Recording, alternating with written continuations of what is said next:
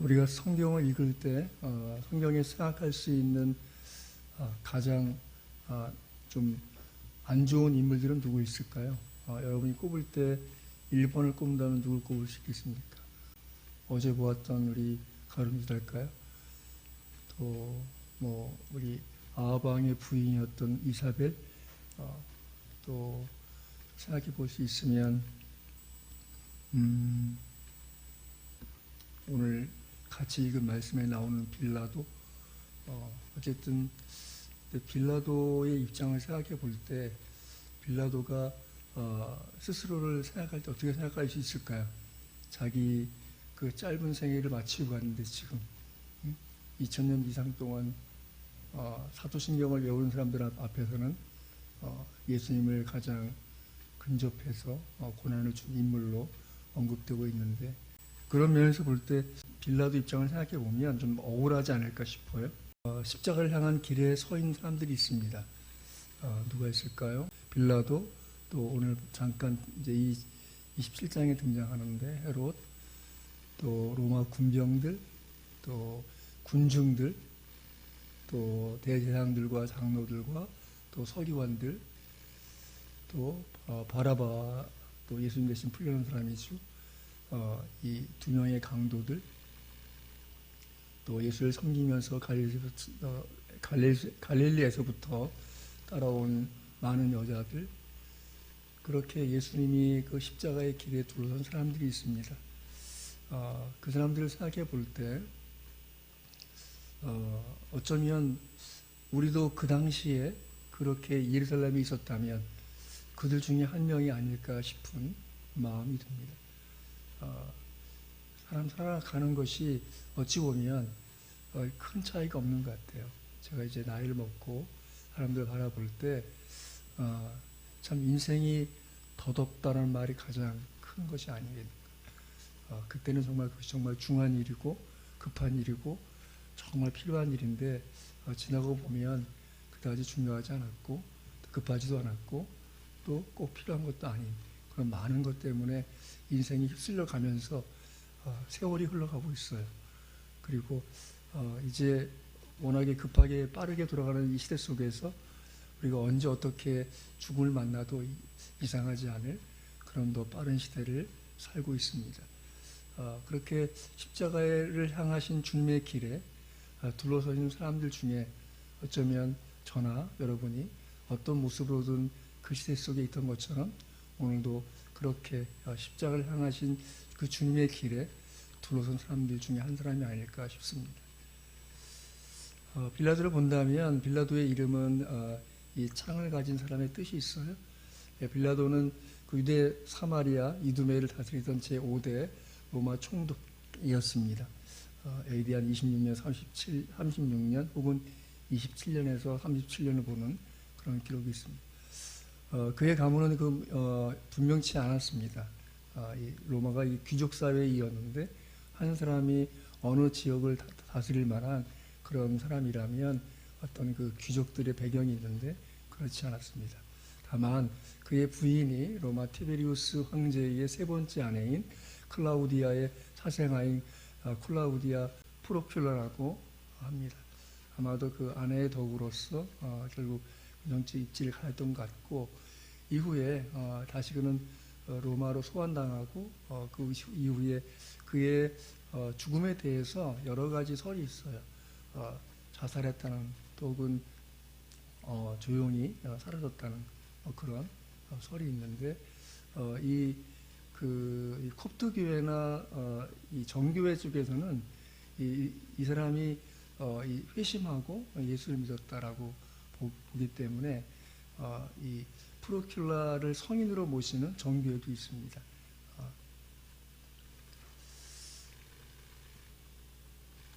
내가 혹시 예수님을 십자가에 못 박은 바로 그 죄인은 아닌가라는 생각을 한번 해보길 바랍니다.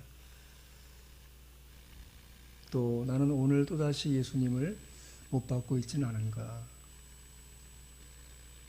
바로 내가 그 십자가 현장에 가서 예수님을 못 박으라고 소리지르며 조용한 죄인이 아닌가라는 생각을 한번 해봤으면 좋겠습니다. 유대 총독이었던 빌라도의 입장을 생각해 보면 빌라도가 아마 이렇게 얘기할 수 있을 것입니다. 아니, 한번 입장을 바꿔 생각해 보시기 바랍니다.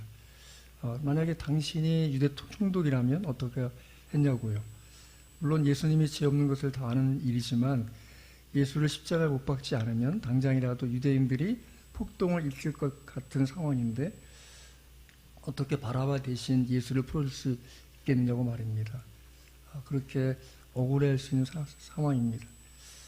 빌라도는 자신의 신념과 또 대중의 요구, 그 위협 앞에서 또 그것을 쉽게 자기의 처지와 그 상황에 맞게 선택할 수 있는 그런 인물이었습니다. 오늘 그 19절 말씀 같이 한번 볼까요? 19절. 자, 마태복음 27장 19절입니다. 같이 한번 읽습니다. 시작. 총독이 재판석에 앉았을 때에 그의 아내가 사람을 보내어 이르되 저 오른 사람에게 아무 상관도 하지 마옵소서. 오늘 꿈에 내가 그 사람으로 인하여 애를 많이 태웠나이다 하더라. 그렇게 그 프로큘라가 하나님의 은혜 속에 그 남편을 말릴 만한 그 기회를 얻었습니다.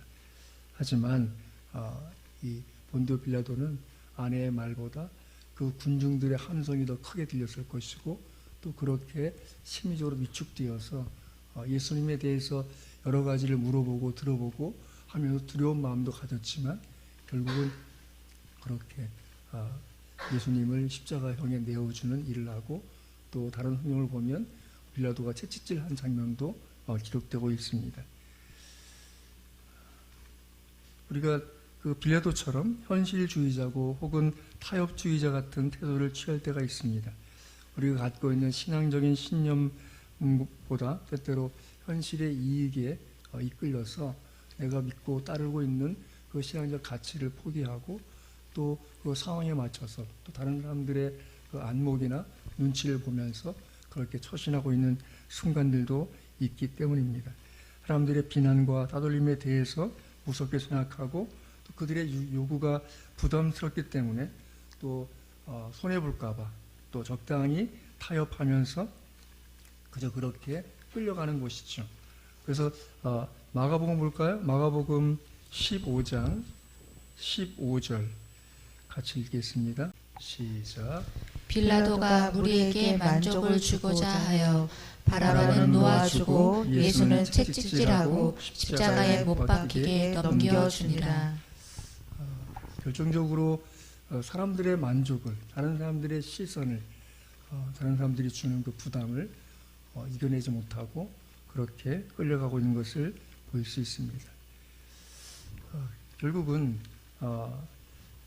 사람들에게 만족을 주고자 하나님의 아들 예수 그리스도를 내어주는 그런 선택을 하고 마는 것을 보게 됩니다.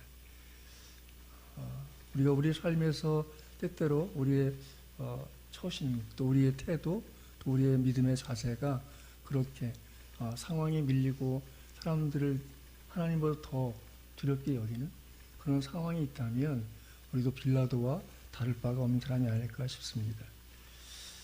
또 두 번째로 볼 수 있는 사람들은 이 로마의 군병들입니다. 오늘 본문에 보면 마태복음 27장 28절에 보면 군대를 그에게 모으고 그의 옷을 벗기고 홍포를 입히며 가시관을 엮고 그의 머리에 씌우고 갈대를 그 오른손에 들리고 그 앞에서 무릎을 꿇고 희롱하여 이르되 유대인의 왕이여 평안할지어다 하며 그에게 침 뱉고 갈대를 빼앗아 그의 머리를 치더라. 희롱을 다한 후 홍포를 벗기고 도로 그의 옷을 입혀 십자가에 못 박으려고 끌고 나가니라고 되어 있습니다. 로마의 군병들은 어쩌면 그렇게 변명할 수 있을 것입니다. 나는 정말 억울합니다. 나는 그저 총독이 시키는 대로 했을 뿐입니다. 제가 무슨 힘이 있나요? 그저 시키는 대로 할 뿐이지요. 물론 예수님이 죄 없다는 것을 압니다. 하지만 위에서 시킨 대로 안 하면 제가 죽게 생겼는데 어떻게 하라는 말입니까? 저야말로 정말 억울한 사람입니다. 여러분이라면 어떡하시겠습니까? 어쩌면 이 군병들의 말이 맞습니다. 총독의 명령에 따라서 예수님을 결국 십자가형으로 내몰리는 그런 임무를 수행하는 군인이었기 때문에 그럴 수밖에 없을 수 있습니다. 그런데 이 말씀을 읽어보면 보이지만 이들은 예수님에 대해서 희롱합니다. 예수님은 홍포를 입히고 면류관을 씌우고 손에 갈대를 들게 하고 그 앞에 물을 꿇고 유대인의 왕이여 편할지 하면서 조롱합니다. 그것은 사실은 명령 안에 있던 것은 아니죠. 그들이 수행해야 될 임무는 아니었습니다. 그들은 예수님의 십자가를 못 박으려 끌고 나는 과정에서 그분의 옷을 제비와 나누어 갖게 되고 또 그들이 가질 그 작은 이익 때문에 그렇게 제비 뽑아서 예수님의 옷을 가지는 모습을 보게 됩니다. 또 영화 패션 오브 크라이스트를 보면 나오는 장면인데 예수님이 채찍맞는 장면에서 물론 감독이 그렇게도 보이는 면도 있겠지만 그런 예수님을 때리고 있는 그 군병 서로 낄낄대고 웃고 있는 장면들을 보게 됩니다. 정말로 임무를 수행하는 군인이라면 그렇게까지 하면 안 되는 거죠. 그들을 볼 때 우리도 때때로 우리가 하고 있는 어떤 일의 수행에 있어서 그렇게까지 하지 않아도 되는데 우리의 욕심에 혹은 또 우리가 갖고 있는 권위에 의해서 좀 지나치게 그것을 행동으로 옮길 때가 있지요. 사람들을 비난하고 또 사람들을 조롱하거나 또 우습게 여기는 태도, 또 예수를 믿으면서도 사람들을 더 귀히 여기는 마음보다는 그 사람의 가장 안 좋은 면을 더 부각해서 생각함으로써 그 사람을 존중해 주기보다는 더 오히려 조롱하는 입장에 설 때가 있습니다. 여전히 우리에게 그런 모습들이 숨어 있는 것을 보게 됩니다. 요한복음 10장 37절 말씀 천천히 읽어볼까요? 시작. 빌라도가 이르되 그러면 내가 왕이 아니냐? 예수께서 대답하시되 내 말과 같이 내가 왕이니라. 내가 이를 위하여 태어났으며 이를 위하여 세상에 왔나니 곧 진리에 대하여 증언하려 함이로라. 무릇 진리에 속한 자는 내 음성을 듣느니라 하신대. 빌라도가 예수님 앞에서 질문한 그 질문의 내용에 대하여 예수님이 명확하게 말씀하십니다. 네 말과 같이 내가 왕이니라. 요한복음 18장에서 예수님과 빌라도의 대화의 장면을 길게 묘사한 것을 볼 수 있어요. 이 사복음서에서 가장 많이 그 장면을 다루고 있어요. 그 장면에 대해서 예수님이 말씀하실 때 내가 이를 위하여 태어났으며 이를 위하여 세상에 왔나니 무엇 때문이죠? 그분이 왕이시란 것입니다. 왕으로서 그분은 그 길을 걷고 있고 그 마지막 일을 수행하고 있는 것을 보여주십니다. 곧 진리에 대하여 이를 위하여 세상에 왔나니 곧 진리에 대하여 증언하려 함이로라. 진리가 무엇입니까? 가장 일반적인 진리란 이 한문을 그대로 풀면 진실이 드러나는 가치예요. 참된 것이 드러나는 것, 그 진리죠. 그걸 드러내려고 오신 분이십니다. 그 말씀하시기를 진리에 속한 자는 내 음성을 듣느니라. 진리에 속한 자는 그 헬라어로는 바로 파스호온 에크테스 알렉데이아스예요. 그래서 영어로 풀면 every the one being out of truth. 그러니까 직역하면 진리로부터 나온 모든 존재들.